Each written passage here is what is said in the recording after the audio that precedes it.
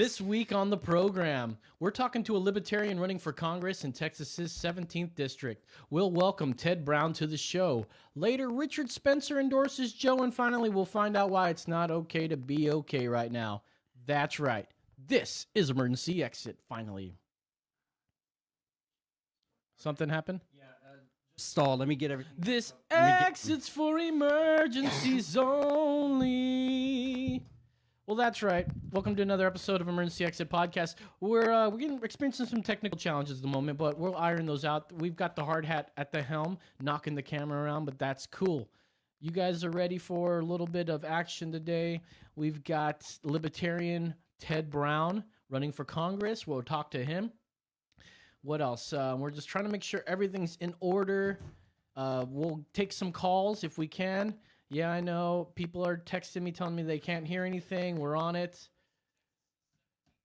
Looks like, yeah, okay, we've got something from Austin Public. We're back in there. Yeah, we're back live. I'm working on getting Ted on right now. It's got a weird... Oh, I guess. Oh, I see. That's it. Oh, yeah. Anyways, we were going to do a Brew World Order later on in the show. It was probably a good time to do a Brew World Order right now, but we're just going to try to get Ted Brown onto the Zoom so that we can talk to him. I think it's because we're using Zoom and maybe is that where we're using Zoom? Yeah, he doesn't have a Google. He doesn't have a Google. Well, that's Libertarian for you. All right, here we go. That's Libertarian for you right there. We're pulling him up right now, and we'll have him on any second now. There he is, Ted Brown. Ted, can you hear us? Ted, can you hear us? Hello. Hey, Ted, how's it going? I can't hear you. Oh, he can't hear us. We're okay. Give us a second there. We're trying to make this happen here. Same as system. There you go. Now. Can you hear us now? How about that? Yes, I can hear you now. Good evening. How you doing? Success. I'm doing well. Brandon's doing well. Well, my name's Carlos. My friends call me Carlos. Los. Living here in Austin, Texas, along with Brandon. We don't live together, nothing, but we do this show, Emergency Exit Podcast. We're a libertarian show. And why not talk to a libertarian running for Congress and tell us, you're in the 17th district. Where is that in the scheme of things? I think that's like North Austin a bit. It is. It's the far north end of Travis County, like Wells Branch, Pflugerville, out that way. Pretty much north of Palmer, and then goes out to Waco. Goes out to College Station and Bryan, and there's like about 9 rural counties in between. So it's a heavily gerrymandered district to neutralize a bunch of Austin Democrats, I think. You got that right, man. Are they going? I guess they'll hopefully rewrite those lines after the census, right?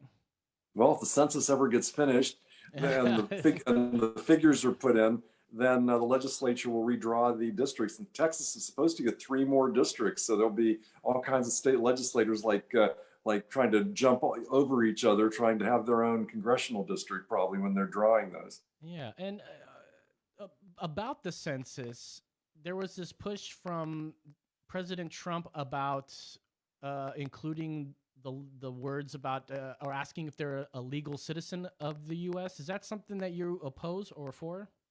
I don't see any reason for that. The only thing that the census is supposed to ask is how many people live here. That's the only, in the Constitution, that's the only question that needs to be answered, because it's only used for redistricting purposes, like how many congressmen will a state have, and then within the states, like how will they redistrict the districts. They don't need to know all this other information about people that they ask anyway, and certainly they don't need to know whether someone's a citizen or not. Do they need to, well, shouldn't we know if there's illegal immigrants? I mean, they're not citizens after all, so should we redraw and make more government based on the more people that come here illegally? Well, it's not really more government. You're going to have the same number of congressmen, no matter no matter how many immigrants are here. Yeah. Okay. Just a matter how they're distributed. Yeah, I was thinking that's how it works. If you get more districts, you get more congressmen. Well, right. So Texas would have more, and say New York or Pennsylvania or one of those states would have less because they're losing population. Yeah. Okay. All right. Well, let's see. You're running for Congress. Let's see. Bill Flores is the incumbent. He's not seeking re-election. He's a Republican. So you're running against Rick Kennedy, who's a Democrat, and Pete Sessions. That's not related to Jeff, is it? No, not at all. I've rarely heard that name, but here there are those two famous Republicans there. Pete Sessions, though, the one who is my opponent, is the son of William Sessions, who was an FBI director back in the 90s. Okay. And but Pete was a congressman for 22 years from the Dallas district, and then he was defeated for re-election in 2018, and he went district shopping to try to find a new district to run in, and he picked the 17th where he grew up in Waco. So he hadn't lived there for a long time, but he decided that he would run for Congress in that district, and he beat like 10 other Republicans in the primary. They seem to want him. I don't know why, and they've nominated him. But he is a complete swamp monster. He is part of the establishment. He was chairman of the House Rules Committee, which is the committee that, in other words, for the 6 years he had that job, any legislation that went through Congress, it had to be something he favored. And he, in order to get out of that committee and go to the floor of the Congress, and he personally single-handedly stopped any kind of marijuana reform legislation, for example, from going to the floor of Congress. It was him personally, because there were a lot of Republicans even that were in favor of that, but he said, nope, not going to happen. And pretty much he's a neocon, interventionist, war machine kind of guy, military industrial complex. And, obviously he claims to be conservative and fiscally conservative, but if his party leaders told him to vote for major government spending, he would certainly do it. And he certainly has in the past. So he's certainly not really not good for the district. We need someone who really believes in freedom, personal freedom and economic freedom. I think you're absolutely right. And since you did mention marijuana there for a second, you're definitely pro marijuana, against the prohibition of cannabis. That's an easy one though, right? Everyone's into that one these days. Oh yeah. Well, what about LSD, ecstasy, mushrooms, hippie crack, Molly, PCP, fentanyl? All the fun ones there. Are you for getting rid of those laws to prohibit those? Yes, the war on drugs is a war on the American people. I've been against the drug war for over 40 years that I've been active in the Libertarian Party. And it was a really lonely position back in like the 80s and 90s, the just say no era.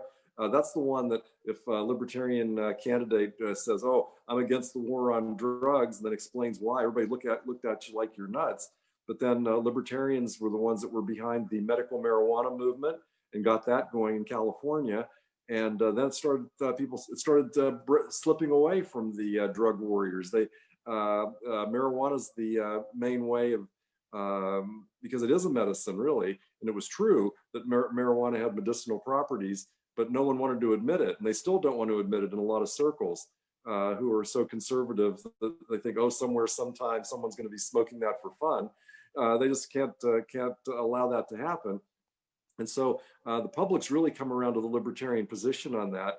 And now, surprisingly enough, in some communities, there are proposals on the ballot to legalize mushrooms or LSD and these kind of things. I think, wow, where did this ever come from? It's libertarians have been calling for this sort of thing for years. And it's not because we specifically advocate people using drugs. I mean, I personally don't advocate that, but adults have the right to put anything in their bodies that they want. It's not up for the government to decide. It's for the individual to decide.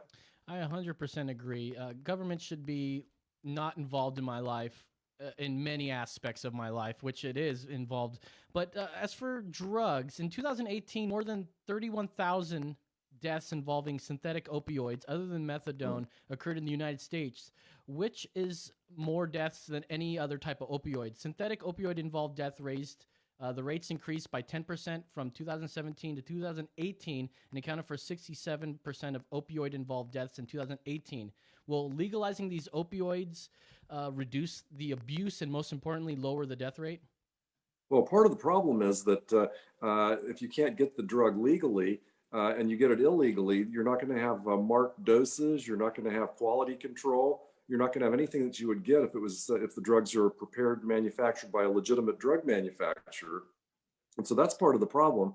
And the fact that people start using the opioids for pain, and now there's this war on pain medication where the doctors are told, oh, we're going to investigate you and take away your medical license if you prescribe too many of these drugs. So they tell their patients, well, sorry, you can't get the pain medication you need for your back injury or whatever it is. And so then people have to go for illegal methods of getting the same drugs. And that's where the danger comes in. And then the drugs get cut with dangerous substances, fentanyl, for example. That might have been what you were referring to, Yeah. because that's such a dangerous substance. There'd be no reason for anyone to take that if they could get, a pure, normal prescription type drugs. Yeah. I mean, I'm for abolition of all those laws against drugs. The war on drugs is a war that we'll never ever win in America, and I think it's designed that way. You know, I think what was it? Nixon put that in place, and we haven't been able to get out of it at all. No, and it was completely cynical. It's even been revealed one of his aides at that time, John Ehrlichman, who was part of the Watergate contingency there, he revealed in his memoirs that Nixon was trying to get, he didn't like black activists back then, and he didn't like anti-war activists, and he wanted to find a good way of getting at them. And he figured that making their favorite recreation illegal and harass them would be the best way to do it. So he announced the war on drugs. He figured that they'd be able to go after hippies and all these malcontents that they say that would be using all these drugs, and just accuse them of being criminals and take them off the street. And it's just compounded on itself when the war on drugs got into full gear, and these very strict drug laws with mandatory minimum sentences, and just increased our prison population and totally wrecked urban communities throughout the country, and turned the streets of cities into war zones and everything. It was a disaster. And we have so many people in prison, mostly for these drug offenses. The prison population's gone up, like 6 or 7 times or 8 times since 1980. And I believe it's 42% of all federal prisoners are there for nonviolent drug offenses. 42%? Right, about 17% in the states and 42% in federal. Yeah, man, it's such a bummer. When I first moved to Texas, I was detained in El Paso. I had my whole my truck was full of all my stuff moving to Texas. And, I come from California where it was legal, at least medicinally at the time. And I had some paraphernalia. I had a couple of my old pipes. I didn't have much weed on me, maybe less than a gram. They pull me over, or at least got stopped at the border there of El Paso, and the dogs sniffed me out. And they gave me such a goddamn hard time out there. They handcuffed me to a bench. They've got their cops looking through me through my truck, and they were telling me, "You better tell me everything. If the dog smells a thing in your tires, we're slashing those tires." Trying to scare the shit out of me, really, man. And I have not. And I was like, I was handcuffed to this bench. I said, "Officers, is the handcuffs really this necessary? I'm not going anywhere. You got my stuff. I'm really not going anywhere. Are they necessary?" Yes, they're absolutely necessary. Detained me for 8 hours and gave me a ticket. Terrible. Took all my shit too. That was the worst part. These guys, they just are on a power trip. They figure they can. They figure you look like you're a suspicious character, or they just have nothing else to do. They just figure, why not go after this bearded guy from California? Who better to go after and have a good time? Oh, it was even worse. I had a big old mustache too, and my name's Carlos. So they looked at the big mustache. They're like, "Okay, we got to bust this guy right here." Or did they check your immigration status too, for that matter? No, luckily I had a good old-fashioned ID from California. That's right. Are you from California as well? I did live in California for quite a while, yes. You helped get the marijuana stuff going out there, right? Well, I wasn't behind that, but I was a strong supporter of it way back in '96 when it was on the ballot, and everyone was shocked in the country when it passed. But that was the start of everything. That was the start of the reform of marijuana laws. Now, I'm not a big smoker these days. I still do partake at times, but it's funny. The second I left, I'm about 10 years into Austin here. The second I left, I think it was a year or two, fully legal out there. And I was like, what the hell, boys? What's going on? But, Texas has been a lot better for me, I believe. It's definitely more, there's more personal freedom, just in general. And now that I'm seeing things happening, I mean, I'm only watching them on the news, of course, and the news only shows me what they want to show me. But California is sort of a hellhole at the moment, for lack of better words there. Yeah. exactly. I'm more glad all the time that I left there because it just keeps getting worse and worse. My daughter still lives there, and Oh, it's I'm sorry. yeah, the place is totally locked down. It seems they have like insane policies from the Democrats run the state about more than 2/3 veto-proof margin. They can just do whatever they want with taxes, spending, regulation. They just are running roughshod over everybody's rights out there. And that this bill they had AB 5 that was to pretty much limit the gig economy. They don't want anybody earning freelance income like Uber and Lyft drivers, like strippers, like people just do freelance work. Anybody that is not on the payroll, and the unions don't like that, so that they're ruining California on that. They were wrecking the economy there even before the pandemic. And it's just so Texas, you're right, is so much better. But Ted, Usually, they've got weed. few Though. examples. They got legal weed though, man. They got Yeah, they do. legal weed. I know that's on the positive side, but yet they regulate it and tax it too much, so the black market's coming back. Oh, is And that so, right? yeah. That is too funny. I went out there 2 years ago, and I was just able to go right into a shop, and they were able to service me, which was kind of cool. And it was really something amazing at the time for me. I was like, oh my God, we're finally here, everybody. We're finally here, Yeah, marijuana exactly. is legal in 11 states, and it's legal for medicinal use in 33. When are we going to have legal weed here in Texas, Ted? Well, it's up to the legislature, but just like how my opponent Pete Sessions was making sure Congress never passed that kind of legislation, here in Texas, it's Lieutenant Governor Dan Patrick that is solely and individually responsible for no reforms. He just will not let the bills come up in the state Senate, even after they pass. One of them passed, I think, almost unanimously in the state House last year in the legislative session, and he won't let it. He won't let anything up. He just is so totally opposed to that. What's up with these Republicans and not being for at least herbs? I mean, if beer is able to, or alcohol is able to be legal, why not marijuana? It is simply I know. not as bad as being drunk is. No, but see, they all get drunk probably. They want their drug of choice to be legal and not the drug of choice of these more countercultural, people that they don't approve of their lifestyles, unfortunately. Well, I tell you, they'll pick up a lot of votes if they just say we're for Yeah. it. Libertarians Yeah. are like right there hanging on. I mean, although I feel like most libertarians will vote towards the right on many issues, um, I'm sure we can pick up tons of libertarians in the Republican Party. I mean, we're not picking them up in the Republican Party. We will definitely vote for them though in a lot of Right. Well, policies. you'd be surprised. Like Republicans seem to think that libertarians take votes away from Republican candidates, but polls and statistics have shown it's about a third, a third, and a third. Check it out. People, if a libertarian isn't running, they'd probably vote a third Republican, a third Democrat, and a third wouldn't vote at all in that race if there was no libertarian running. So, because we're all across the political spectrum. Because for example, there's that I side with poll where you list your positions and see where you compare to your candidate. Uh-huh. And so in my own district, of course, I agree with myself. Only 93%, surprisingly. I don't know about the rest of it, but I agreed with my Democratic opponent, 54%, Rick Kennedy, and Pete Sessions, 46%. And that pretty much is the ideological breakdown, I would think. We have a lot of liberal positions and a lot of conservative positions. Yeah, I don't know why more people aren't for the Libertarian Party. I talked to some people and they're just like, get out of the road, man. If you're not willing to pick a side, you're gonna get run the hell over. I think that's not cool. No, not at all. And we're the only country pretty much that has only two parties, and it's like been 160 years of the exact same two parties, and it's a matter of the people just keep voting for the lesser of two evils. They say, oh, we're going to switch back and forth each time from the Democrats and Republicans. Oh, it's going to get better the next time. But if you keep doing the same thing over and over again and expect a different result, it's the definition of insanity. And that's what's been going on in this country.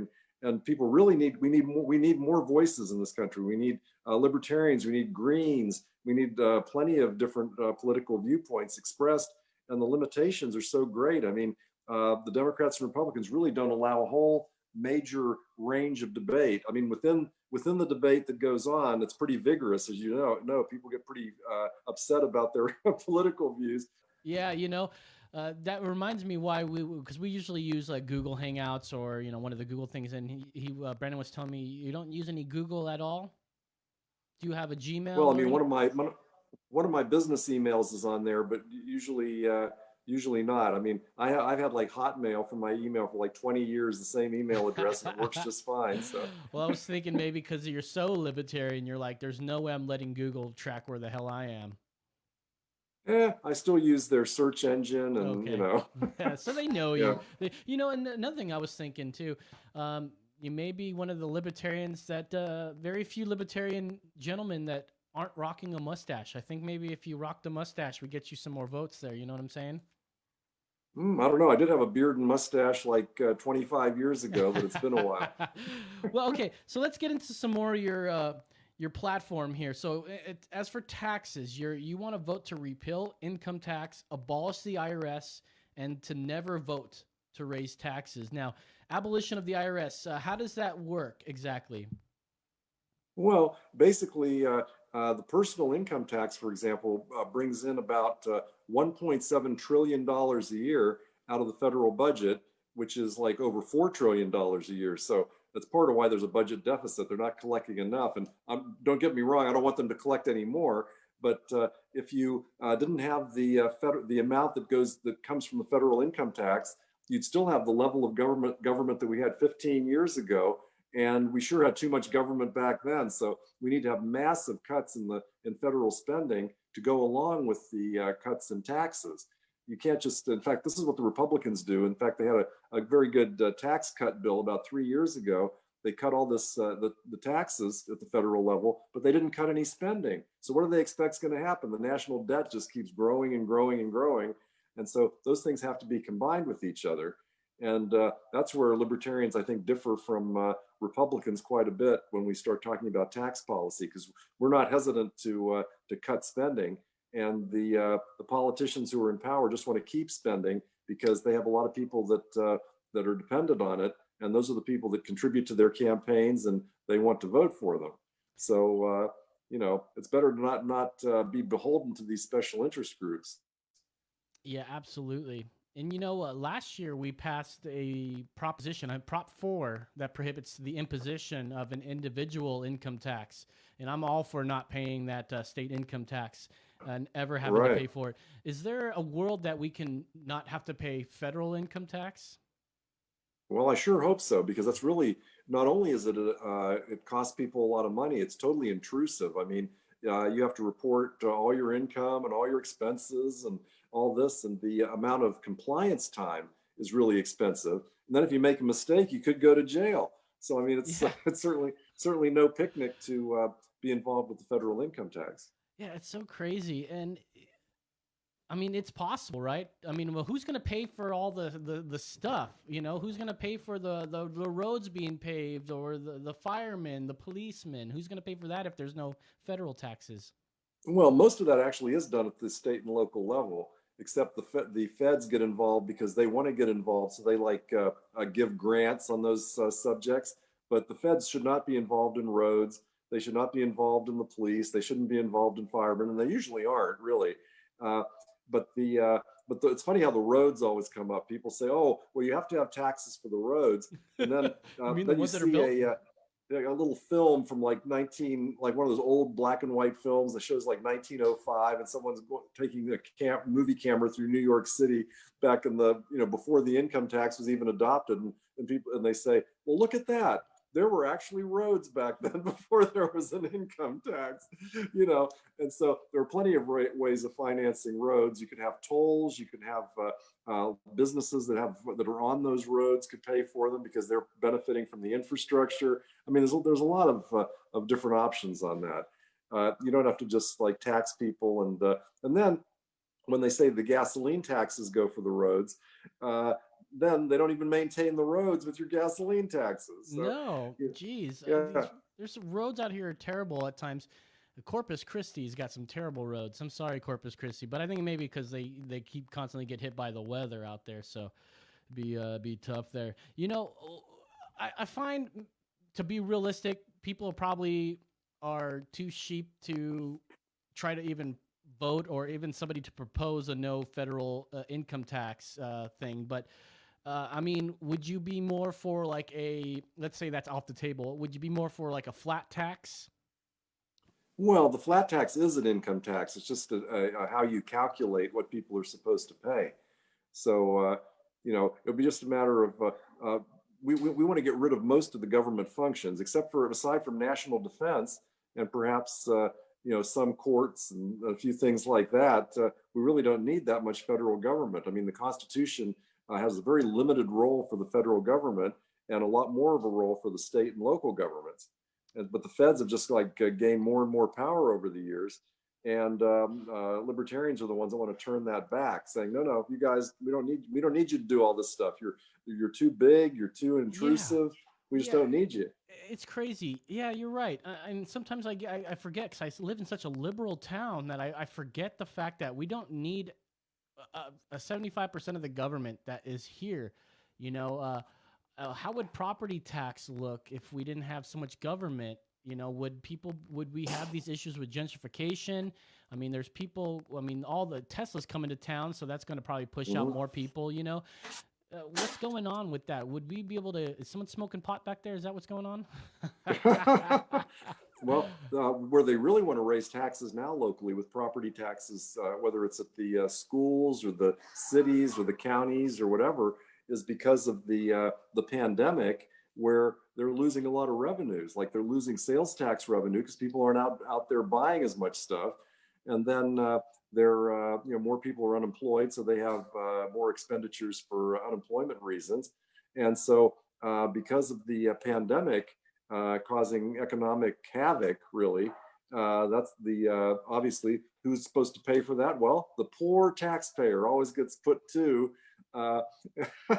Exactly. And so the legislature last year actually passed a law to limit how much they could raise taxes at for the cities and the school boards and all that.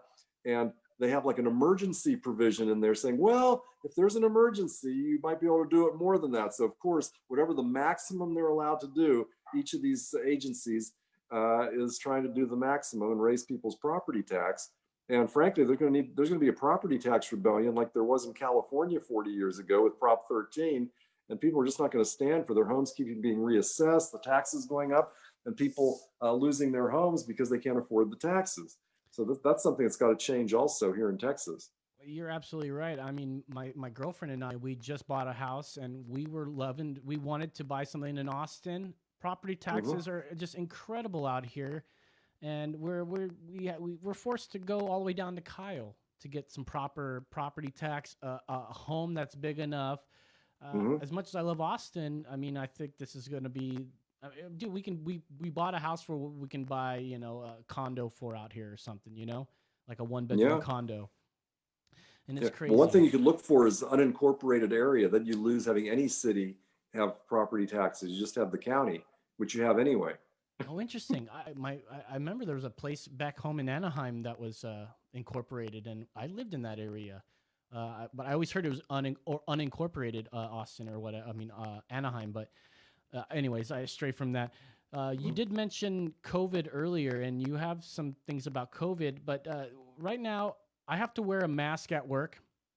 And, being more than 6 feet from anyone, working in my department there, I'm forced to do so because of the ordinance that's imposed in Austin that would fine our company $2,000 for every violation. And I'm in a workshop that isn't open to the public. And I'm forced to wear masks now. The CDC, I was looking for the study here, I could not find it, so please take this with a grain of sand. But even the study said something to the effect that masks, although they do work in some instances, there's no evidence to show that it would stop the coronavirus, which is, I guess, the big thing that's going on right now. And I find that to be very weird because we can go into a restaurant, we have to wear our masks, but then we're allowed to remove them when we eat or drink. And I'm thinking, why not just carry around a drink with you at all times? And you're just like, hey, no, I'm sorry, I'm drinking. If anyone gives you trouble, I'm drinking. And just keep constantly drinking because that's the rule right now. You can take off your mask when you're drinking. So I'm drinking all the time. Why do we need these rules? That part doesn't make very much sense, but it does make sense if both people are wearing masks. I think the odds of transmission are probably pretty slim. But the key is, should that be voluntary or should that be mandatory? Correct. Is the question. Like, I personally will wear a mask if I'm going to be like inside, especially, and then talking to someone, fairly close together. But if I'm like outside exercising or just walking past people randomly on the street, I'm not very worried about it because, it's the fresh air and, the wind's blowing and all that stuff. It's when you have when you're closely speaking to someone, I believe, and, people are breathing on each other or whatever is where there's a chance of transmission. But you have to be practical about that. And what government does is they have this one size fits all. And they're saying that no matter, even if you were alone at your office, you'd have to have the mask on, is what they're probably saying. Yeah. And it doesn't make any sense. You have to look at the circumstances. Sometimes you need it and sometimes you don't. And they don't consider that. And then when they have these shutting down of businesses, that made no sense either. What's essential and what's not essential. Every business is essential to the people who are involved in it. And there was no appeal. There's no due process of law. So I've been opposed to lockdowns and closing of businesses from the very beginning. Get people information they need to protect themselves, but don't just have the hammer of the law ruin people's jobs and businesses and medical treatment. You couldn't even get medical treatment for a while unless you had a government approved disease. You know, and you were talking about essential. Who's more essential than teachers? Well, we can't open the schools yet. Who they're deeming essential is how they talk about hate speech sometimes. What's offensive to you may not be offensive to me, kind of things like that. Anyways, I digress, but I wanted to ask you a question about the vaccine. Once it's available, should it be mandatory to take? No, I mean, it's a good idea normally to get a vaccination. I mean, I'm certainly in favor of vaccination and think they work. Well, we don't know if this one will work. I think a lot of people might say, you know what, it's okay to take that, but I'm not going to be the first one. Let's wait till a few million other people take it and see if it doesn't kill them or not before I would take that vaccine. But no, it should never be mandatory, though. I mean, I certainly believe in health freedom. You control what goes into your own body. Nobody else should be doing that for you. Absolutely. But you should have as much evidence as possible. There's a lot of people that just seem to be paranoid. They might say, well, if this person says I should take a vaccine, then I'm not going to because that person is part of some vast conspiracy or something. And that's not a good reason at all. I mean, it's better to look at the science, do your research, and if you believe it's safe for you and that's right for you, then you should take it. If not, not. I mean, it's a personal choice. Yeah, absolutely. A constitutional lawyer and legal scholar, Alan Dershowitz, the OJ lawyer and recently Trump's lawyer, he said, quote, "Let me put it very clearly. You have no constitutional right to endanger the public and spread the disease. Even if you disagree, you have no right not to be vaccinated. And if you refuse to be vaccinated, the state has the power to literally take you to a doctor's office and plunge a needle into your arm." Well, there's so many problems with that. Yeah. There's so many problems with that because he has no idea if you're going around infecting anybody or not. You might not be sick. And the odds are you probably aren't going around infecting anybody. I mean, they would have to, if they suspected you of that, then they could probably make some kind of investigation and do what used to be done for actual infected people, and that's a quarantine. And then, but now what they did in this country is instead of quarantining known sick people, they quarantined everybody else so they can stay away from the sick people, it seems. And that's totally wrong. Yeah, absolutely. Yeah, and it's so crazy, and we were talking about Fauci and how Fauci told us masks, they don't work. It just makes people feel safe in that famous interview. And then later he was asked by, was it Jim Jordan or Rand Paul? I think it was Jim Jordan. Jim Jordan was saying something to the effect like, hey, geez, I totally lost my train of thought. Run me back my train of thought there, Brandon. Jim Jordan, he was talking with Fauci. Fauci, about the mask, that's making right. people feel comfortable. Right, and then he goes to the effect like, no, it wasn't even Jim Jordan. It was another senator who said like, do you regret telling people not to wear masks? And he's like, okay, let me tell you something. Basically, the guy lied to us. Fauci lied to us intentionally because there was a shortage of masks. And so I think there's this idea where like Fauci, the God Fauci, may peace be upon him, kind of thing going on with Fauci. And he told us masks don't work, they just make people feel safe, which maybe still be the case. But then he was saying, well, listen, blah, blah, blah.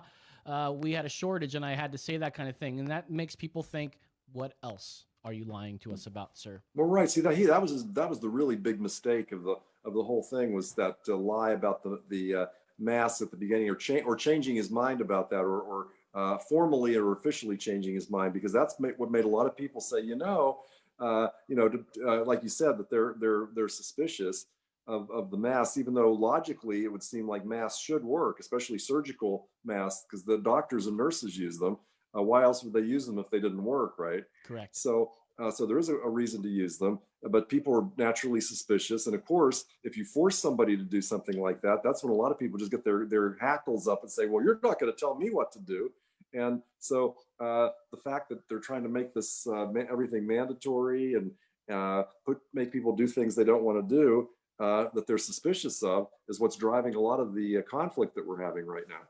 And it's funny, our co-host, he's not here today. He's on a special assignment. He recorded a video. We had a COVID hoaxer / flat earther on the show. And he's like absolutely against like masks and everything. He's like, why do you even like wear a mask? Like, stand up for yourself, kind of thing. And I was like, listen, man, I just don't want confrontation. So speaking of confrontation, our co-host here, David, went into like a Best Buy or something without a mask. He was super kind of like, we're going to do this. We're going to walk through it.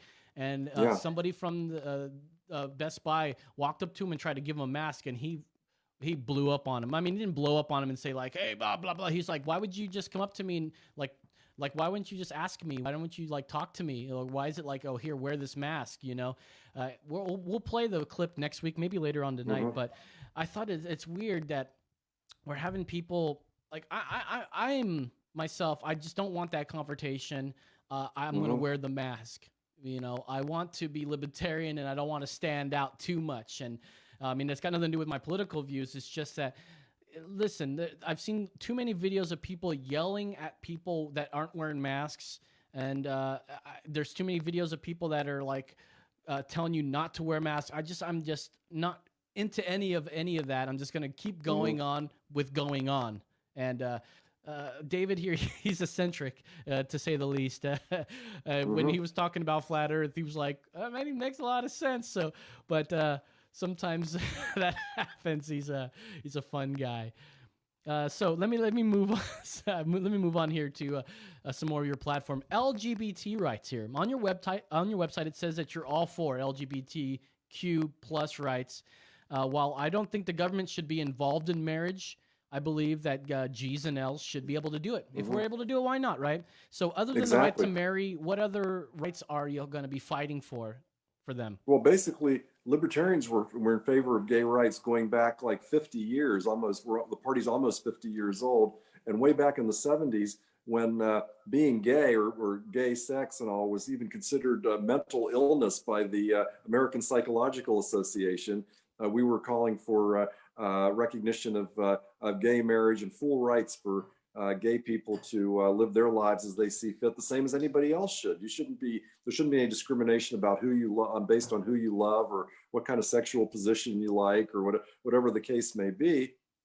And so we were right at the forefront of that. We had gay candidates, gay party leaders, and a lot of support in the gay community for many, many years.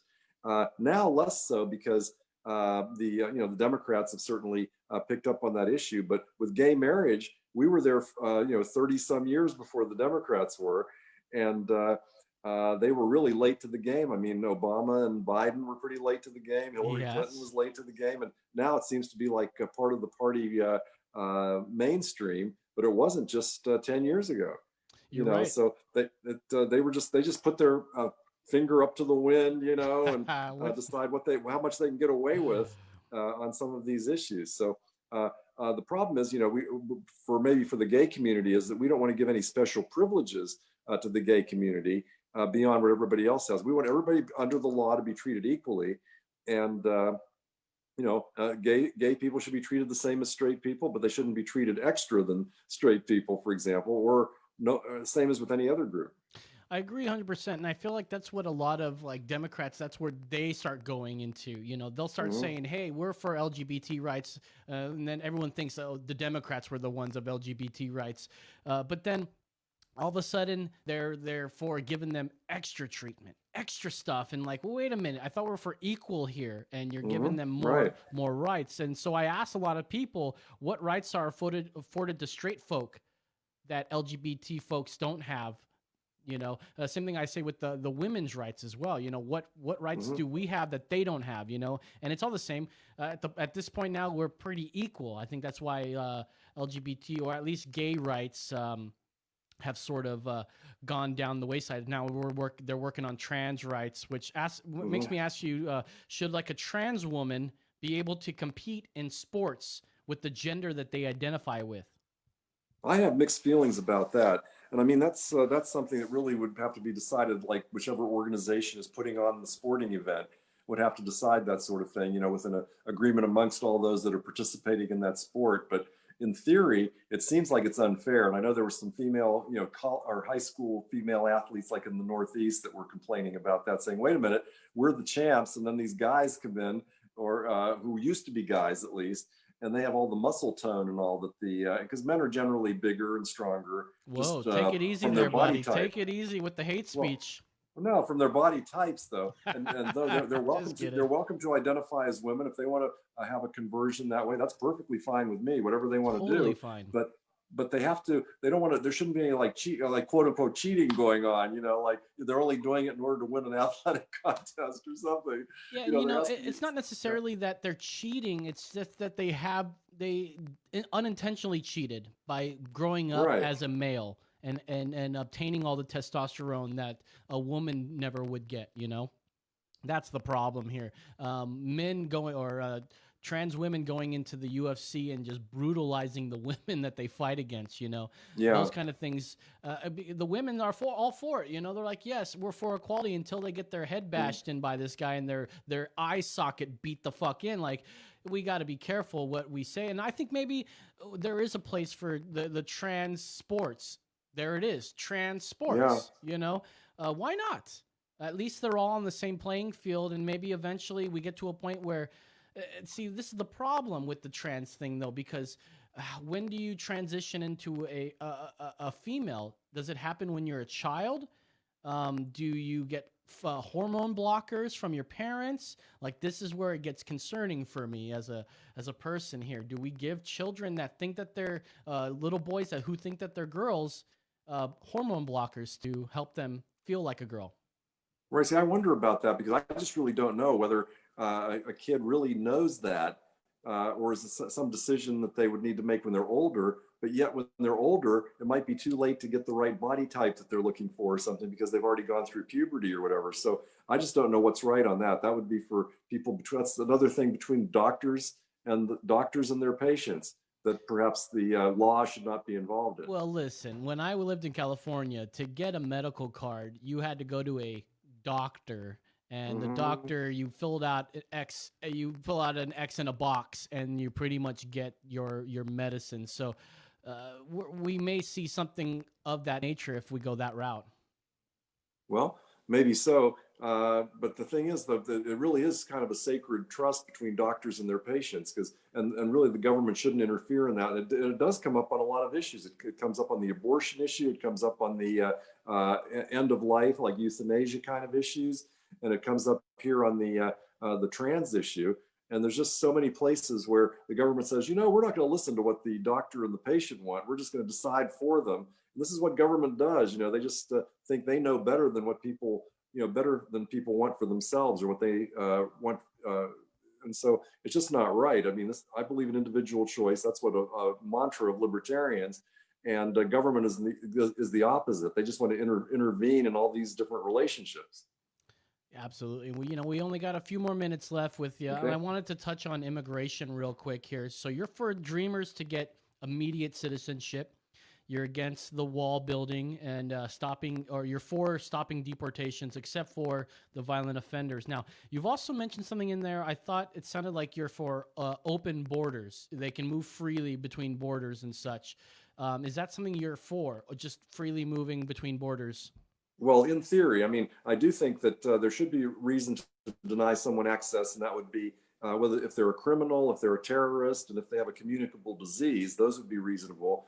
And that's the kind of thing that at Ellis Island back, 100 years ago, that they looked for. They had the immigrants were checked for tuberculosis and other communicable diseases. If they had them, they got sent back. There's been some really interesting, entertaining movies about that subject, where a family comes over and one member of the family has tuberculosis and they aren't allowed in with the rest of the family or something. It's kind of heartbreaking, but the theory is you don't want someone who's diseased coming in. And of course, we don't want criminals coming in, but just about everybody else, immigration is a positive good for this country. It always has been. Both of my grandfathers were immigrants. That's right. And the prejudice in that regard, I think people think opposite of what the actual facts show. They think, oh, that immigrants are a drain on society, that immigrants take people's jobs. But in general, this just isn't true. It's been shown absolutely time not. and time again. My mom is an immigrant. I'm a first generation here, and I am for the border wall per se, because who's stopping the people? Because you're like, okay, we got to make sure to check for them, for the lice, for the tuberculosis. Yeah. When does that point come? When they're coming here? The thing is though, it's very hard to come here legally though. Now, if you were like some, say in Mexico, if you were like some wealthy doctor who lived in Mexico and applied through all the legal channels to immigrate, you might get a chance to do that in 20 years.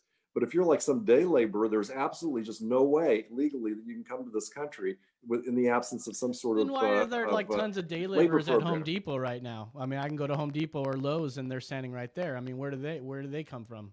Well, they illegally crossed in some fashion. That's I'm from Orange County, California, and that was like. Yeah.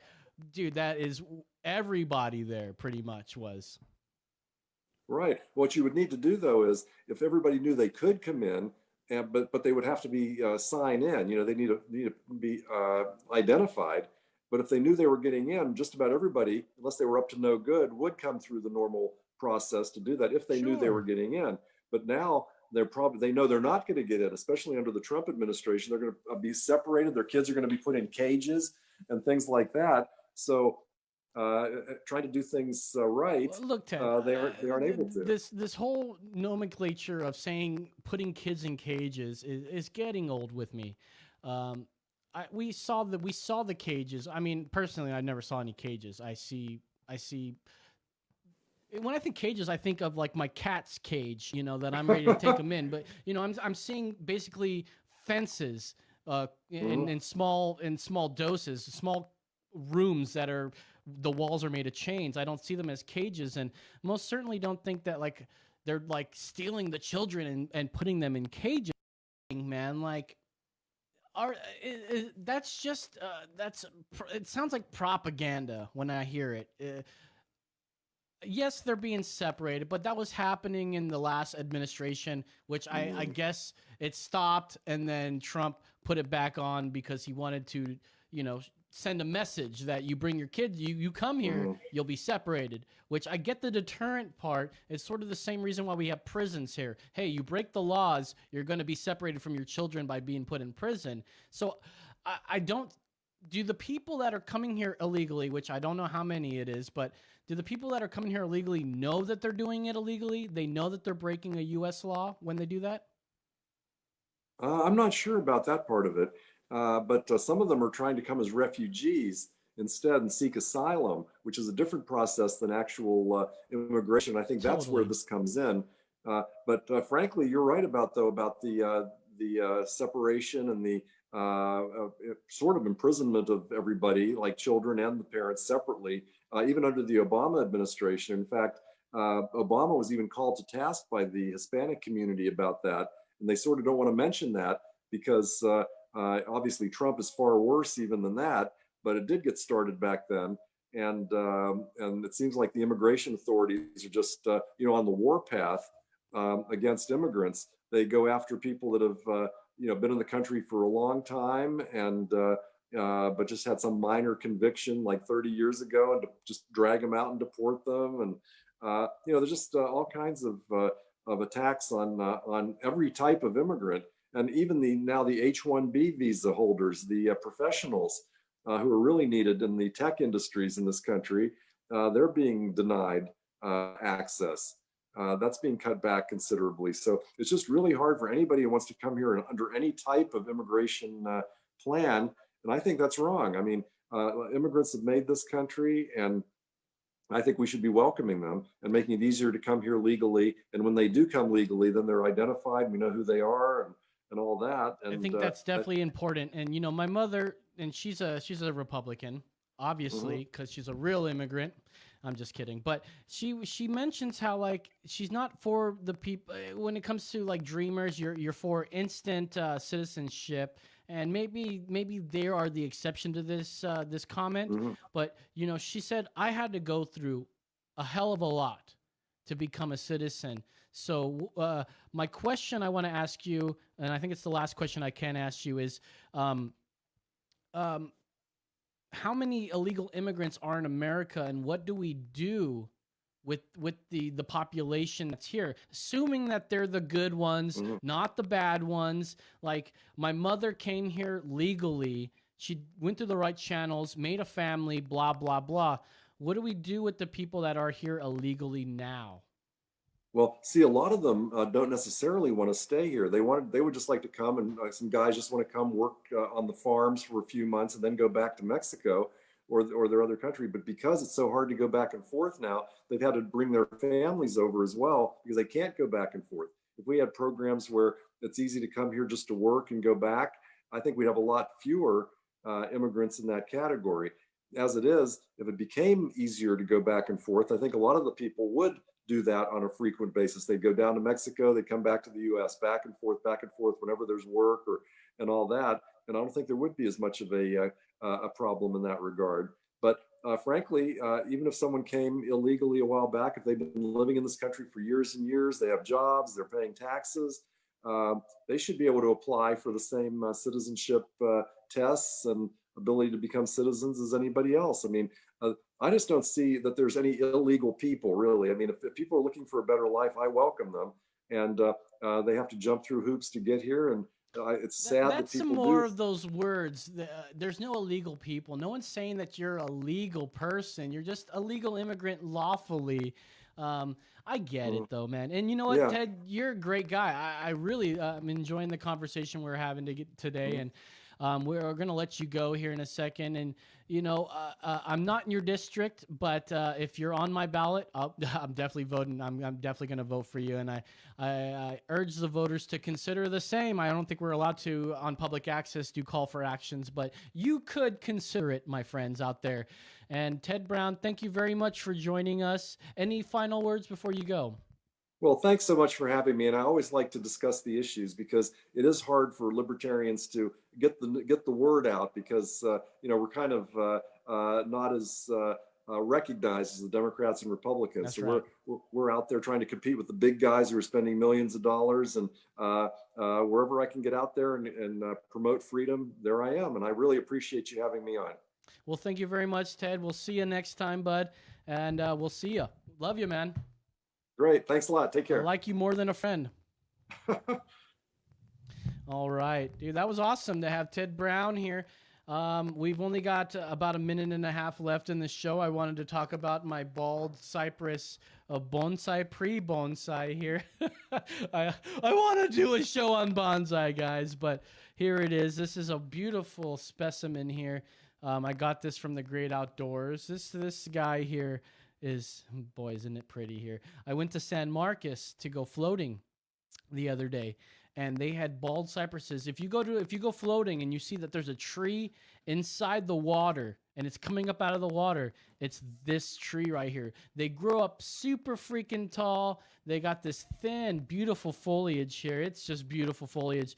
Not to be confused with the Dawn redwood, which has very similar features, except that the leaf pattern is not alternate, but opposite.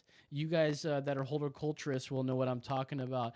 Anyways, thank you guys for watching another episode of Emergency Exit Podcast.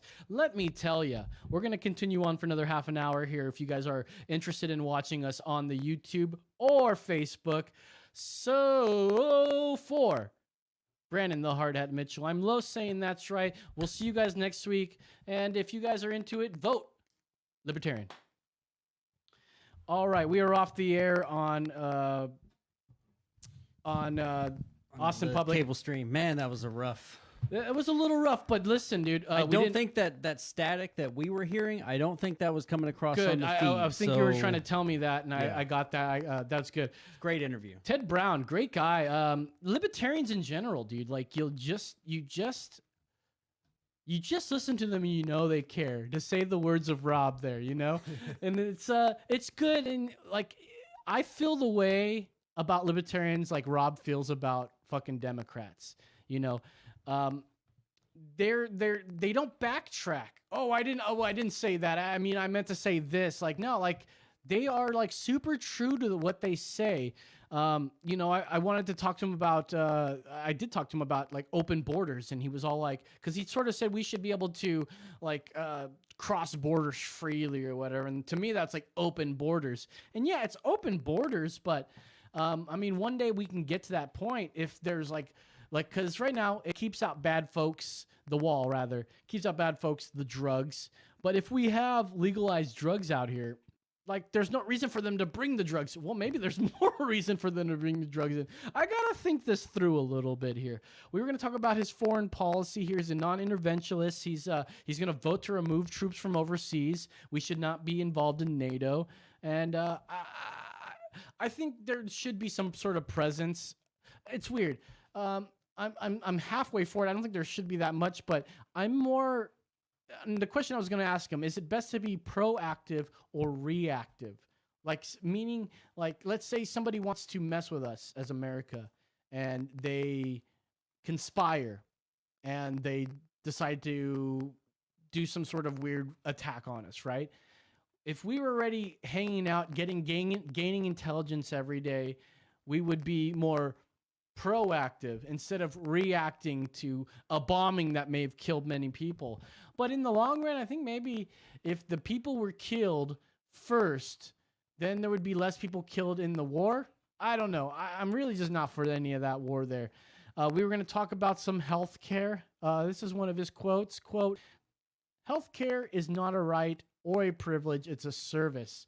And I'm 100% on board with that. I wanted to do some John Stossel question asking, like, what's the harm in charging everyone for health care? You know, if we get to get health care and not have to pay for it later, you know, like that kind of question. I think that guy was great. Although there's one thing I can ding him on, Brandon. Just one thing. What's that? He didn't have a mustache. Didn't have any facial hair. He didn't have a mustache. Not even none. I But feel like libertarians all have mustaches, don't you think? it comes with the At territory. least Joe Jordison doesn't have a mustache, but if she did, she'd get my goddamn vote right away. So we're gonna just we're here live for the rest of the time here, and I think maybe we should talk about this link right here. Richard Spencer endorsing Joe Biden. I thought this was great. Now, I don't know if this is for real or not, but he put out a tweet saying to the effect like, the MAGA alt-right movement is over. I've made mistakes. Trump's an obvious disaster, but mainly the paradigm contained flaws that we now are able to perceive, and it needs to end. So be patient. We'll have another day in the sun. We need to recover and return in new form. There was this episode of South Park where they convinced all the white supremacists, with the KKK, the Ku Klux Klan guys, to vote for the other guy, and they did that so that the other anyone that votes, that's the thing. That's how we know that nobody likes the KKK, because if the KKK supports anything, everyone's against it.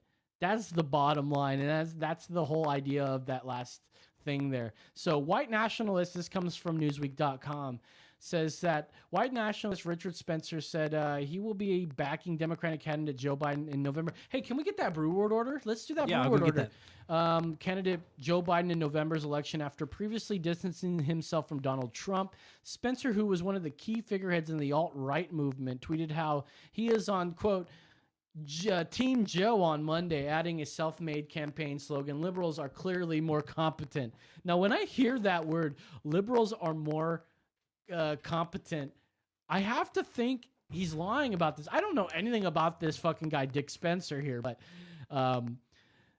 here's the thing. This is the difference between Trump and Biden. Spencer Richard Spencer endorsed Trump and he didn't say anything. But in the next article we'll pull up here in a second is that the Biden campaign was like, we 1,000% don't want your support. It don't matter if you don't want their support. At this point, how many times have we heard on this show, oh, Donald Trump, his supporters are fucking white supremacists. Well, he doesn't support them. Well, they support him. He emboldens them. It's about time that we say Joe Biden has emboldened the alt-right to vote for him. Emboldening. Oh, he emboldens white supremacy. Trump does. Like, oh my God. Who emboldened all the fucking killings of cops during these fucking riots that we're having? Anyways, we need to do a Brew World Order. Let's go. Boom, bum, bum, bum, bum, bum, bum, bum, bum, bum, bum, bum, bum. It's the Brew World Order. We've got Viva Chilada. No, Chila. Viva Chila. Viva Chila from Carback Brewing Company. Viva La Lima. Viva is vibrant and fresh. Viva is vibrant and fresh. This elegant Mexican-style lager comes impeccably dressed with bright lime and salt accents. With its crisp, clean drinker in the finest tradition in the brewing arts south of the border. It's a clean, crisp drinker. Viva las Chilas. This is something I'm sure our co-host David would love. Can we get him on the phone? Yeah, if he's listening, or I can probably try. Why and don't you call him Just up give him so a that call. so we can have this chilada with him. All right. Chila. He might be mad at me from earlier. I kind of hung up on him, but we'll see. Oh, it's busy. Is that what this signal is? Is he calling us? I'm trying to call him, and it's coming up busy. There's no way. He must be trying to call us. Maybe. Let's try one more again. I can't tell you how long it's been since I've heard a busy signal. Oh, he may have been. That would be funny.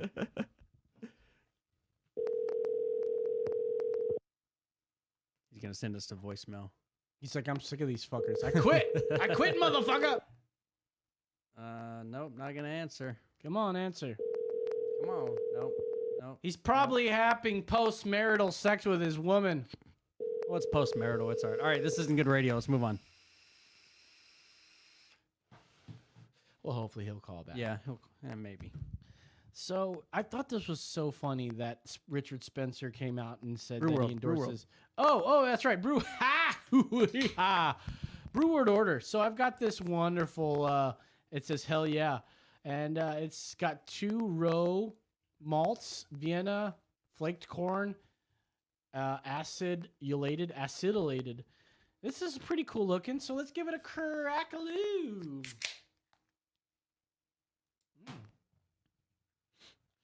Ooh, it does have a nice little smell to it. It's a nice lager. I definitely taste the salt and the lime. That's prevalent. You know, there's someone in my life who I love, my baby. She loves a good beer with salt and lime. I don't know if she likes lime, actually. I think she definitely likes lime, but not so much the salt. But either way, this is like a light Bud Light or Coors Light, any one of those lights. No. Let's go Tecate Light. It's got a Tecate Light taste with a lime and salt taste. Burping in the mic. God dang it, that was so good this week. Brandon, what do you think about this Carbach Viva Chila? You know, I am partial to the Carbach Brewing Company. Love Street, been featured several times. Yes, One of my all-time favorite beers. I mean, the Crawford Bach, another one. This one, and you know, I was looking into it. They actually do make a light version of this beer. A Chila Light? Yeah. So you're comparing it to, you know, light. You know, what did you say? A Tecate Light? Tecate. They make this in also a light version. No. I didn't even say Tecate Light. I straight up said Tecate. Oh, just Tecate. Okay, maybe I added the light in there. Man, this is good. It's got that little bit of bitterness, and you know, the saltiness and the lime. What do you think? Man, I love this. I'm gonna give it probably a 4.6. 4.6? Yeah, that's right. That's really good. 4.6. That's right. Wonderful fucking rating there. I don't know if I would give it that high. I mean, it is definitely a 4. Yeah. Just let it simmer. No, it's a 4. 4, It's a that's 4? right. Solid 4? Solid 4, that's right. All right. Now, can you go ahead and pull up the Google sheet? I want to talk about the Brew World Order Tournament of Beers here. And I want to show some proof to people here. Now, I'm sure there's nobody even watching. Nobody watches our show because one day you guys will. And you guys will watch back and go, oh, this is awesome. But we're going to do the Tournament of Beers. And what we've been doing for 170 episodes, I didn't even say that it was episode 170 today. That's probably the first episode of Emergency Exit where I didn't mention Far Above the World or 17 or the episode number. But we're going to, since episode 1, I've been recording, Brandon and I have been recording what the Brew World Orders have been. The ratings, what the beer was. And what we're going to eventually do is make an average of every single one of those beers. And he's going to put up our, there it is right there. This is our spreadsheet of, look, it goes way back. Episode 1 it was Austin Beer Works Pearl Snap. I mean, and it keeps going. I mean, you scroll down and you'll see that we've done all sorts of beers. And we're going to make an average of them, and we're going to build I think maybe a 16 beer bracket. I think that's good. If we do 4, 4, and 4, 4, 4, 4, 4, and we do them in different categories. We do lagers. Maybe we can do more. If we can do 32, that'd be great. But that's a lot of freaking beers. It's a lot of beer. That's a lot of beer, and we would only be able to get through one of these a week, and so it would take the amount of weeks that it would take to finish the bracket there. 9-banded whiskey's even in this. I don't think we can put whiskey in the Tournament of Beers. Here's another Carbach, the Cherry Limeade Radler. How did that do? It did not do well, it looks like. No, not really. The highest score was 3.9 by you. It looks like I liked it more than any of y'all. Yeah. I sort of like Radlers. The White Claw, those are all in the 4s. The White Claw.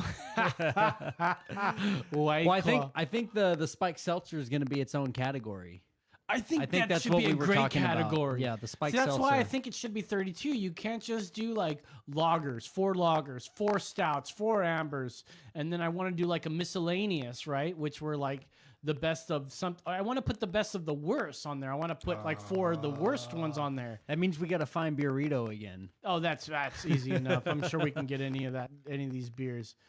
169. That's all of them. We have to go back and listen to the rest of them. Yeah. But If anybody wants to put in some volunteer work, let us know. yes. But anyways, that's the Brew World. That's right.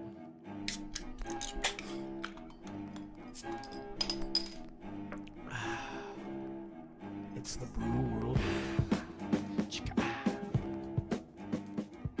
Let's go to that next link here from Newsweek here. Biden's campaign responds to Richard Spencer. Absolutely repugned it. Oh boy, you're the worst person we would never want you. A spokesperson, this comes from Newsweek.com. A spokesperson for Democratic presidential candidate Joe Creepy Man Biden rejected an endorsement from alt-right figure Richard Spencer late Sunday evening, calling the white nationalist's views, quote, absolutely repugnant, unquote. Quote, when Joe Biden says we are in a battle for the soul of our nation against vile forces of hate who come crawling out from under the rocks, you are the epitome of what he means. What you stand for is absolutely repugnant. Your support is 10,000% unwelcome here, unquote, says Andrew Bates, the director of rapid response for Biden's campaign.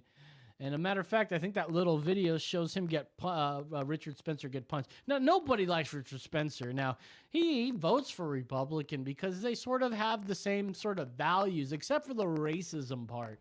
It's funny how just because somebody supports you, like, let's say Richard Spencer, you're all of a sudden a Nazi. But where is the call for Biden here? Biden You are emboldened. You emboldened Richard Spencer, Dick Spencer, the cocksucker from fucking Montana. That bastard there needs to get fucked in his asshole, says Jeff the Texan. Actually, Jeff the Georgian. No, let's call him. He's from Alabama. I think that's better. Who's got the most hickiest accent in America? What's the most hickiest accent? Like what state? The most redneck. Ooh, okay. If you're talking redneck, you're probably talking like, I'm gonna say like Kentucky. Okay. Backwoods Kentucky. Man, I'm from Kentucky, and we don't take that kind of shit from nothing. But imagine this. So, I guess this is the difference between Joe Biden and Trump. That Trump never had his rapid response guy go, fuck off, right? And so, therefore, that's the evidence that he doesn't care. Like, well, come on, dude. Come on, man. Come on, man. Come on, man. Come on, man. Come on, man. Come on, man. Come on, man. Come on, man. Come on, man. Oh, that was Obama at the end. Come on, man. It was funny, too. I keep thinking about that, come on, man, you know, and how Brian Stavely kept saying that to us. Like, Joe Biden says that to us. Well, remember was he a flat earther? His argument is always just, shut the fuck up. No, Shut the fuck up. that was that Delano guy. Yeah, Delano. You suck a scientist dick. Yeah. Shut the fuck up. What happened to that guy? Let's look up that guy on fucking YouTube right now. Delano. Suck a scientist dick. I think he like left it a long time ago. I think he was only doing it to get the clicks and shit. Delano Edwards, yeah, that's him. He's totally done. I don't think there's any more flat earth stuff. Like, he got the views, got him 500,000 subscribers, and now his latest video has only 3,000 views. So, Well, remember the Weekend parody that he did? oh The yeah, song? what was the Remember Weekend that? parody? Oh shit, we gotta find that Weekend yeah. parody. It was. Oh, Weekend Delano. I gotta find It's Weekend Delano. Oh man, this is not good radio. You know, but- I don't think I think it's gone. He may have gotten pulled for something because I'm on his uploads right now and I don't see anything. He's only got a few uploads, only from up to 9 months ago. Well, this may be his other channel. Let's see if there's more channel. I mean, it was a big thing at the time. It may have gotten pulled. Let's go on Brave browser. That's where you're gonna find all the good stuff here. Ooh, that's a good thing there. Like Delano Flat Earth Drake, right? It's Drake. No, it was goddamn Weekend. Yeah, The Weekend was the name of the artist he covered. Yeah, I'm not pulling it up here. Oh, he still has those videos up. Let's see. Oh, it's so funny when there's flat Earth content. There's a Wikipedia thing. Tay shot it. Tae shot it. Is That's a the new channel. video? Oh, That's the channel. I don't know if it's him though. No, it's just a No? bunch of fucking weird stuff here. You know, come on. This is live television here. This guy explains flat Earth. Okay, I think that he just mirrored it and posted it. Oh, here it is. Delano Edwards, The Earth is Flat Weekend. That's on SoundCloud. okay, that would.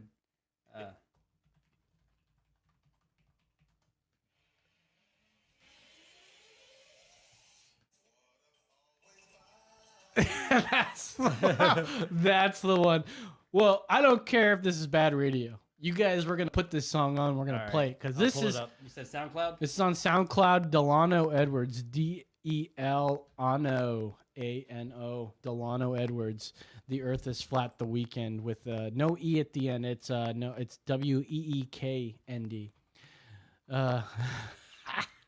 Dude, it's gonna totally bring. I don't remember how the hook goes, but the hook is really good, and we're gonna definitely play this song.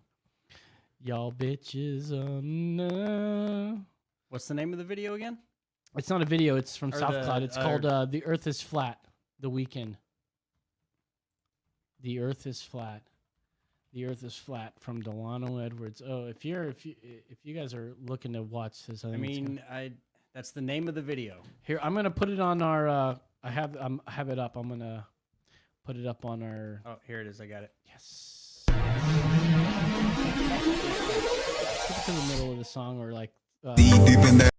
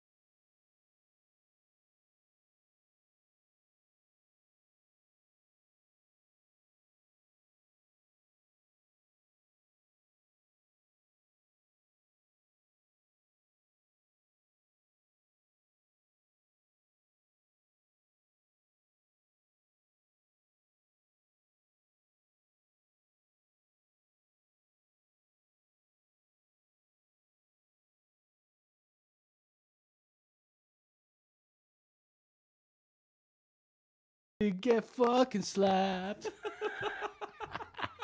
The fucking Earth's flat. Oh, if we had that song when Brian Staveley was on, that would have been good. All right, let's go to this post-millennial thing, and we'll end it here after this one. A black woman accuses Asian tea shop owners of, quote, stealing black culture. A black woman accused Asian business owners by saying the name of a boba tea shop, Trap Tea, was stealing black culture. Black culture? Yeah, a black woman. So you can't say them. trap without like. Yeah, trap is black culture, evidently here. I mean, so Mousetrap Monday's fucking out the window. Mousetrap Wednesday or Wednesday. Monday. Mousetrap Monday is fucking shit. I fucking love that shit. Oh, Mousetrap. I see what you mean. Yeah. 23-year-old swing and a miss. Alwea Tola Roba walked into the newly opened store in Aurora, Colorado, and berated the Asian-owned business on Friday, arguing it had no right claiming the name which Roba considered an African-American slang. According to Urban Dictionary, a trap house is used to describe a crack house, a place in a shady neighborhood where illegal drugs are manufactured, packaged for sale, or sold on the street. Immediately after Roba ordered, she asked if the company was black-owned. The employee addressed her question and acknowledged that they are majority Indonesian. That's when Roba accused Trap Tea of profiting off black culture. Now, I thought they were talking about trap music. Are they talking about a trap house? Because that's completely different. That's got nothing to do with black culture. Unless you're trying to say black culture is opening up a crack house. I mean, that's a slippery slope right there. If you're talking like, I just don't understand the basis of her argument, saying that just because the word trap is in their name, she's stealing black culture. I don't see the connection there. All you fucking bitches need to get fucking slapped. The fucking Earth's flat. The fucking Earth's flat. There's got to be a video in this thing somewhere. I think we should watch it. I don't see the video. Unfortunately, I don't think the video is on here because they're smart enough to do that. But yeah, it's Trap Tea in Aurora, and Trap Tea. Just because someone has a word, would you? Okay. You're selling mouse traps, like you were saying, Brandon. You're selling bear traps. That is still... Matter of fact, the word trap does not come from black folks. Like, well, I think that's where the mix-up is coming. Like, I don't understand what's black about that word. Like, if you're going to go by that definition, oh yeah, it refers to a crack house. Like, Oh, okay. yeah, there's the video. Well, Pop yeah, that. if you, okay, oh, there it is right there. And This establishment is not black owned, but you're stealing black culture. Is this not black culture? Somebody even Trap tries to tea, ask the her. boba plug? No, you're thieves. Asian people stealing black culture once again. It's okay. You'll be exposed though. You're not black owned. You're stealing black culture. You're stealing black culture. No, I came here because I thought it was black owned. That's why I came here. To my friends, I'm supporting a black business. This is not black owned. This is not black owned. Asians stealing black culture. Once again, you're a coon. Don't talk. I'm a coon. I came here because I didn't know it was black owned. I already did. But I'm tired of people. Because you're a coon. well, Wow. hang on. I want to. Did she just call him a coon? That's what it sounded like. I don't interject in here very much, but just seeing all this stuff going around, you see all these videos of people going in instances like this. You're stealing this. And people, they're trying to have a conversation with her and saying like, well, somebody tried to, I just don't understand these people's mindset. They're not open for a dialogue. They just want that outrage to get it out there. I mean, this is literally the virtue signal that she's a good person. She filmed this Yeah. herself. Well, yeah, because she saw it and it's like, you know what? I'm going to go in here. I'm going to get to the bottom of this. And then if she'd have went in and investigated and found out like, oh, hey, it has nothing to do with, they're not trying to steal black culture. That's just happens to be the name of the place for whatever reason. Like, she's not open to a conversation, to having a dialogue with people, to get a better understanding. Can we People- go back where she calls him a coon? Because if she no, it's not that far back. I mean, like more like towards the end when you see that guy when she turns around. Stealing black culture. Once again, you're a coon. Don't talk. I'm a coon. Oh shit! Because I didn't know it was black owned. Go back, play that again. I'm tired of people. Because you're a coon. Oh my god, she said you're a coon again. What This the is not black fuck? owned. Asians stealing black culture. Once again, you're a coon. Don't talk. I'm a coon. I came here because I didn't know it was black owned. I already did. But I'm tired of people. Because you're a coon. What the fuck? And it's a coincidence that the video cuts out right there when, I mean, this guy, is he black? He looks like a black man to me. Like- wearing a gator. I don't understand that the outrage. Like, you see like what's going around, people like to people dining in like a restaurant, the mobs, they'll want people to raise their fist in solidarity. And it's like, you're not doing anything by forcing people to do something and showing that those signs of aggression. You're not helping anything. And I'm sure Democrats look at this and go, like, She's we so don't- brave. No. They're not saying she's so brave. She's not part of us or whatever. But here's the fact. Y'all embolden her. If we're going to use that language, embolden her, just like y'all will say that white supremacists are emboldened by Trump, this is what the left, the Democratic Party, is emboldening. People to straight up think that the word trap.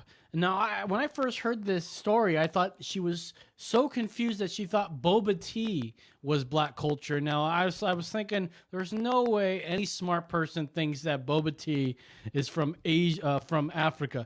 Now, I don't want to sound dumb, so I'm gonna ask Google, where does boba tea come from? Oh, it's already on here. From Taiwan. Okay, so there's just no way. I was thinking, man, there's just no way she actually thinks that boba tea is from Taiwan. So I assumed it was the trap thing. Now, if we're going to assume it's the trap thing because she's not dumb enough to say that boba tea comes from Africa, but Taiwan. And she's from Ethiopia, by the way. She's from the birthplace of man, by the way, this Muslim woman.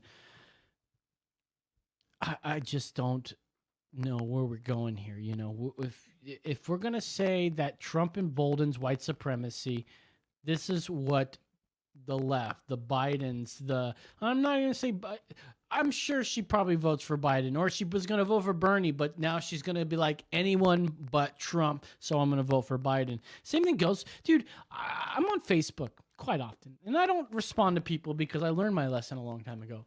But there are just some people on my fucking feed that are just like, they say they're not for Biden, but they'll talk so much shit on fucking Trump. I don't ever see him talk about shit about Biden. No, he goes, well, listen, don't take what I'm saying about Trump mean that I'm going to vote for Biden. I think they're both repugnant. Like, then why don't you just shut the fuck up? Like, I don't understand why you need to be posting up on Facebook all the time to virtue signal how much you hate somebody like Trump. I get it. Orange man, bad. I don't like him either. But I don't like the policies from Joe Biden or the people from the Democratic Party.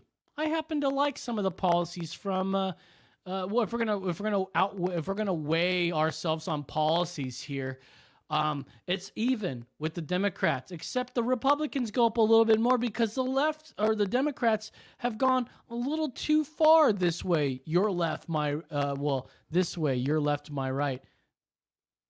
Does that work that way? Yeah, my right, your left is how it works. No, it's still the right, if I'm looking at the camera right. Anyways, I think it's just, it's so crazy that we have to live in this crazy world where we have two parties when there's a perfectly good party right there that sides with most of everybody, but has better ideas, doesn't want to be involved in every single fucking aspect in the world, wants to just do what they want to do. Like you. Like for me, I just want to go to work. I don't even want to go to work. Fuck work, but I have to go to work so I can make some money.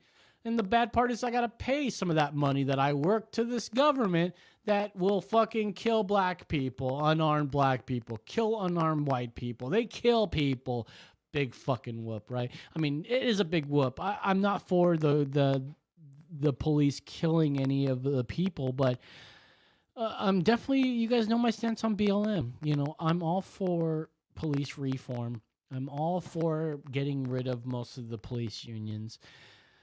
I'm just not for your crazy abolition of every fucking police department in the country, and most of the people don't. And their voices are so loud. I'm not for your politicizing of masks and COVID.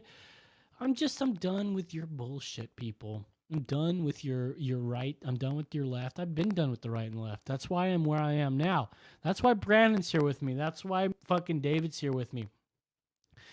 Brandon didn't come here thinking he was on the right. He didn't come here thinking he was on the left. He came here as not even knowing about this stuff. And then throughout the 4 years we've been doing this fucking show, there's no way that you can't see the news articles, the news, the shit that we pull up every week, week after week, and honestly vote for fucking the left, for Biden. Their policies have just proven themselves that they don't work. I mean, plain and simple. What policies you going with? I mean, specifically, we can look at like the homelessness issues. You know, I wanted to bring that up with Ted Brown.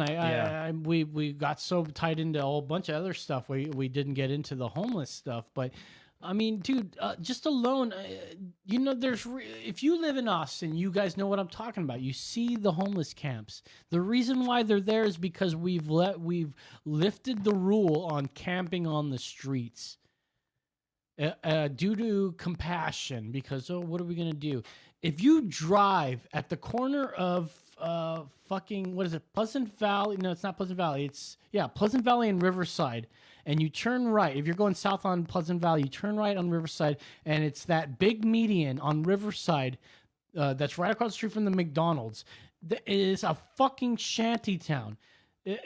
No, I have no problem with homeless people camping. I guess I don't have that big of an issue. The problem I have with it is that the fucking trash. It is fucking filthy over there. They have they build fucking shanty mansions out there. I don't mind that, I understand you're homeless and there's shit that's going on in your life, but you're building, what's the plan here? You're building you're a mansion Like it's like 3 fucking giant 6-people tents. 6-person tents put together with a bunch of pallets that they probably took from behind the HEB across the street, and fucking they made some sort of building with it, and then it's just like trash everywhere. And there are people like Mackenzie Kelly who help get trash cans out there, and they fill those trash cans up, and then as soon as those trash cans are filled, they start throwing them everywhere. They have no respect for the space that Austin graciously gave them by saying there's no camping laws anymore. You can go ahead and camp under a fucking freeway or in a fucking giant median. Well, and to add on to that is that our city council, here on a local lens, that they've allowed that to happen.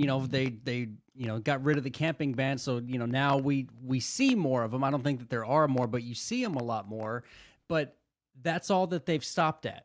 They haven't put forth. What's that? Why don't you read us that screenshot you sent to David and I about why have our city council members abandon common sense and good government?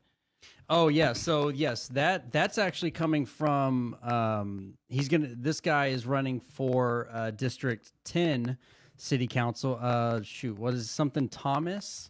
I'm blanking on his name at the moment. Man, I'll pull it up here. His name was Robert Thomas. Robert Thomas. Yes. And he pretty much said that all 8 of the city council members have voted, among the defund the police and everything, but just to allow the homeless to come out and camp in the open.